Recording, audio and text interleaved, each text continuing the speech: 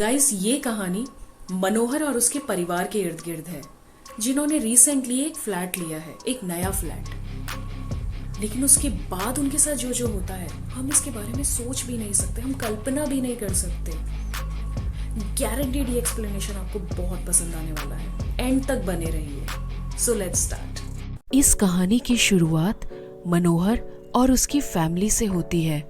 मनोहर की फैमिली में टोटल 8 सदस्य हैं, जिसमें उसकी मॉम, उसका बड़ा भाई और भाभी और उनके 2 बच्चे, खुद मनोहर और उसकी वाइफ और मनोहर की छोटी बहन। रिसेंटली इन्होंने एक नया फ्लैट खरीदा होता है और ये सब उसमें शिफ्ट हो जाते हैं। लेकिन उस घर में शिफ्ट होने के बाद इनके साथ कुछ अजीबोगरीब घटनाएं घटने लगती है। जैसे घर में रखा हुआ दूध जो काफी प्रिजर्व करने के बावजूद भी हमेशा फट जाता था। घर की दीवारें जिनमें भगवान की तस्वीरें टांगने के लिए ये एक कील नहीं लगा पा रहे थे, यहाँ तक कि इन्होंने ड्रिलिंग मशीन का भी यूज किया। उसके बावजूद भी ये घर की दीवार पर कील नहीं लगा पाए। और सबसे आखिरी घटना जो मनोहर को अपने साथ महसूस हुई, मनोहर ने हाल ही में एक नया फोन लिया था, जिससे वो घर के अंदर जब अपनी तस्वीर खींचता था तो वो हमेशा आड़ी टेढ़ी और खराब आती थी। लेकिन जैसे ही वो घर की चौखट से बाहर इसी मोबाइल से अपनी तस्वीर लेता था तो वो एकदम सही आती थी। मनोहर को ये सब बातें कुछ अजीब लगने लगी, यहाँ तक कि बिल्डिंग की लिफ्ट में एंटर करने पर वो भी मनोहर के लिए खराब हो जाती थी, तो मजबूरन उसे स्टेयर से ही अप डाउन करना पड़ता था। ये कुछ अजीब बात थी। एक दिन मनोहर अपने एक पड़ोसी को खाने पे इनवाइट करता है। वो पड़ोसी देख नहीं सकता था और उसके पास एक डॉग भी था।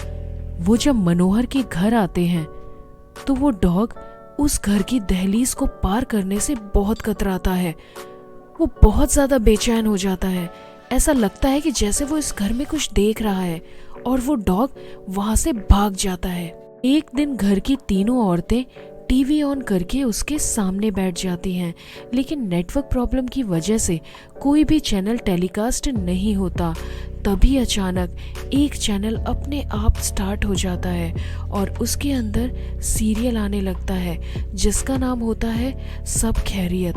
ये तीनों उसी सीरियल को देखने लग जाती हैं, जिसमें हूबहू इनकी फैमिली जैसी ही एक फैमिली थी, जिसके पहले एपिसोड में ये दिखाते हैं कि बड़े बेटे को प्रमोशन मिला है और इंक्रीज्ड अमाउंट 10,000 है। शाम को मनोहर का बड़ा भाई मनोज ऑफिस से घर वापस आता है और सबको एक गुड न्यूज़ देता है कि उसे 10,000 का इंक्रीमेंट अमाउंट मिला है।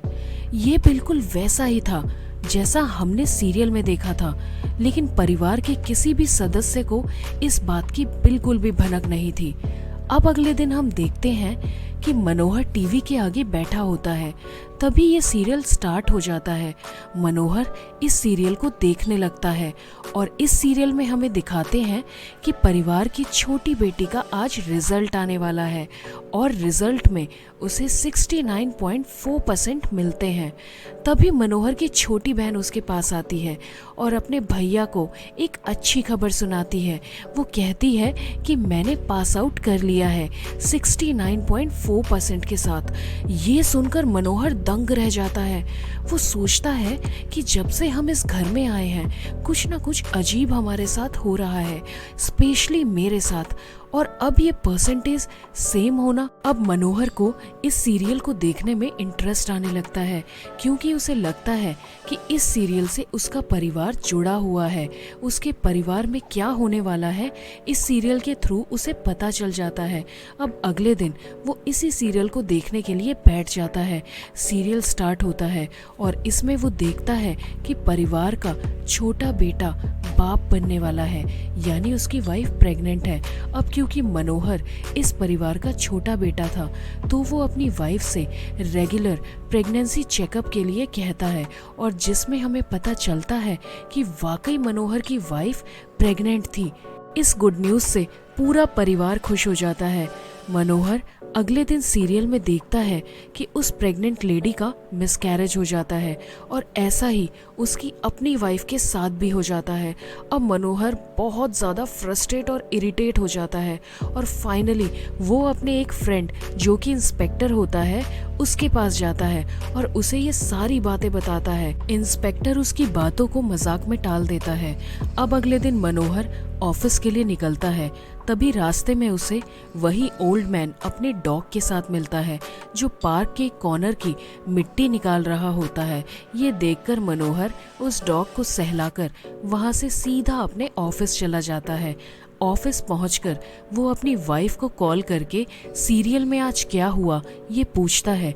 उसकी वाइफ बताती है कि आज किसी ओल्ड मैन को डॉग के साथ दिखाया जो पार्क के कॉर्नर में मिट्टी खोद रहा होता है। ये सब सुनकर मनोहर को लगता है कि जरूर जिस जगह पर वो डॉग मिट्टी हटा रहा था वहाँ खुदाई करने पर कुछ मिल सकता है और वो तुरंत अपने ऑफिस से सीधा घर की तरफ निकलता है और पार्क के उसी कॉर्नर पे पहुंच जाता है जहां वो डॉग मिट्टी हटा रहा था। और मनोहर अब वहां पर खुदाई शुरू कर देता है और उसे गहराई में एक बॉक्स मिलता है जिसके अंदर कुछ फोटोग्राफ्स होती हैं। फोटोग्राफ्स को ध्यान से देखता है तो उनमें एक कैलेंडर लगा होता है जो 1977 का था, इतने सालों पुराना। मनोहर अपने इंस्पेक्टर दोस्त को अपने घर बुलाता है और तभी सीरियल भी स्टार्ट हो जाता है। दोनों बैठकर सीरियल देखने लगते हैं।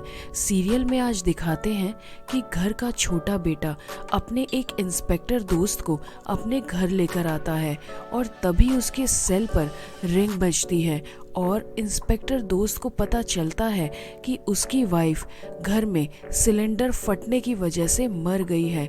मनोहर को एकदम से शॉक लगता है। वो तुरंत इंस्पेक्टर फ्रेंड के साथ उसके घर जाता है और दोनों देखते हैं कि वहाँ पर गैस सिलेंडर लीक हो रहा है। वो तुरंत रेगुलेटर बंद कर देते हैं और इससे हमें पता चलता है कि इंस्पेक्टर की वाइफ एक बहुत बड़े हादसे से बच गई।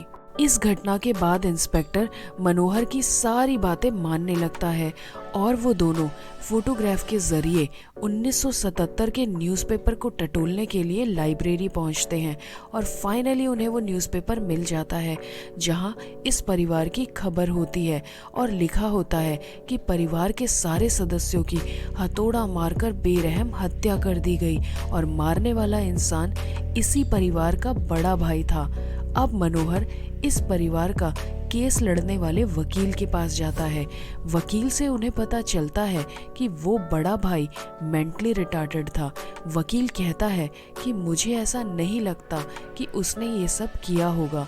वकील ये भी बताता है कि इस परिवार की छोटी बेटी एक न्यूज़ चैनल में एंकरिंग का काम करती थी और उसका एक चाहने वाला था। मुझे एक बार को उस पर भी शक हुआ। इन्वेस्टिगेशन के बाद पता चला कि उस आशिक ने इस परिवार की हत्या से कुछ टाइम पहले ही सुसाइड कर ली थी। वकील बताता है कि आज तक मैं इस परिवार के असली हत्यारे की गुत्थी नहीं सुलझा पाया। मनोहर और इंस्पेक्टर वकील से बात करने के बाद अपने अपने घर वापस आ जाते हैं। अब अगले सीन में हमें दिखाते हैं कि देर रात मनोहर सोया होता है, तभी टीवी स्टार्ट होने की आवाज़ आती है। मनोहर ड्राइंग रूम में आ जाता है और टीवी के सामने बैठ जाता है और हम देखते हैं कि वही सीरियल स्टार्ट हो जाता है, सब खैरियत। मनोहर आज उसमें क्लाइमैक्स देखने वाला था और क्लाइमैक्स में वो देखता है कि सीरियल में दिखाए जाने वाले परिवार के घर एक अनजान शख्स एंटर होता है और वो परिवार के हर एक सदस्य को हथौड़ा मारकर उनकी हत्या कर देता है। मनोहर क्लाइमैक्स में हत्यारे का चेहरा देखकर शॉक्ड रह जाता है क्योंकि वो खुद होता है। यानी सीरियल के हिसाब से मनोहर अब अपने सारे परिवार को मारने वाला है। ऐसे में मनोहर डर जाता है और वो सीधा अपने दोस्त शिवा के पास जाता है और उसे ये सारी बातें बताता है। अब शिवा और मनोहर दोनों जाते हैं डॉक्टर शिंदे के पास। डॉक्टर शिंदे जो इसी परिवार के फैमिली डॉक्टर थे और वो इन प्रेत आत्माओं में विश्वास रखते थे। उनका मानना था कि प्रेत आत्माएं किसी न किसी जरिए हमसे कांटेक्ट करती है। मनोहर डॉक्टर शिंदे को सब कुछ बताता है और उनसे कहता है कि वो फ्लाइट टिकट्स बुक करके उसके परिवार को कहीं दूर भेज दें क्योंकि उसके परिवार को मनोहर से खतरा है। डॉक्टर शिंदे ऐसा ही करता है और वो देर रात मनोहर के घर पहुंच जाता है। मनोहर की वाइफ दरवाज़ा खोलती है और डॉक्टर शिंदे को ड्राइंग रूम में बिठाकर किचन में पानी लेने चली जाती है। तभी हम देखते हैं कि अचानक से टीवी ऑन हो जाता है और उसमें वही सीरियल शुरू हो जाता है और मरे हुए परिवार की छोटी बेटी टीवी पर आती है और वो डॉक्टर शिंदे से कहती है कि आखिर हमारा क्या कसूर था, तुमने हम सबको क्यों मारा। डॉक्टर शिंदे ये देखकर पागल हो जाता है। यहाँ हमें पता चलता है कि असली हत्यारा डॉक्टर शिंदे था। डॉक्टर शिंदे उसी आशिक का बड़ा भाई था जिसने आत्महत्या करी। अपनी भाई की मौत का बदला वो उस पूरे परिवार को मार कर लेता है और अब उसे मनोहर के परिवार में भी उस मरे हुए परिवार के लोगों की छवि दिखने लगती है और डॉक्टर शिंदे इन सब को मारने के लिए आगे बढ़ता है। वहीं दूसरी तरफ हम देखते हैं मनोहर टीवी सीरियल को रिकॉल करता है और उसे ध्यान आता है कि आखिरी में उसने अपना चेहरा देखा था और उसके हाथ में जो हथौड़ा था और हत्यारा जिस हथौड़े से उस परिवार को मार रहा था दोनों अलग अलग थे। यानी मनोहर को अब एहसास होता है कि वो अपने परिवार को मारने के लिए नहीं बल्कि उनकी प्रोटेक्शन के लिए ऐसा कर रहा होगा। अब मनोहर अपने फ्रेंड शिवा के साथ तुरंत अपने घर की तरफ जाता है। वहाँ वो देखता है कि डॉक्टर शिंदे उसके परिवार को मारने ही वाला होता है, लेकिन तभी मनोहर हथौड़े से पीट पीट कर डॉक्टर शिंदे को खत्म कर देता है। अब मनोहर और उसका परिवार बहुत ही सुख शांति से रहने लगते हैं। उन्हें कोई परेशानी नहीं होती। एक दिन मनोहर ऑफिस के लिए निकलता है। वो लिफ्ट में एंटर करता है, तभी उसका फोन रिंग होता है और वो फोन उठाता है। सामने से आवाज आती है डॉक्टर शिंदे की, जो कि मर चुका था, और वो मनोहर से कहता है कि मैंने तुम्हें कहा था कि आत्माएं अपना बदला लेने के लिए जरूर आती हैं। और तभी हमें दिखाते हैं कि लिफ्ट बहुत तेजी से नीचे गिर जाती है और इसी के साथ ये मूवी यहीं एंड हो जाती है। फ्रेंड्स, अगर आपको ये एक्सप्लेनेशन पसंद आया हो तो प्लीज मेरे चैनल को सब्सक्राइब करें और कमेंट सेक्शन में लिख के जरूर बताएं अगर आपने भी इस तरह की कोई भूतिया घटना अपने इर्द गिर्द महसूस की है। तो मिलती हूँ अब आपसे अगली वीडियो में। तब तक के लिए bye bye and take care.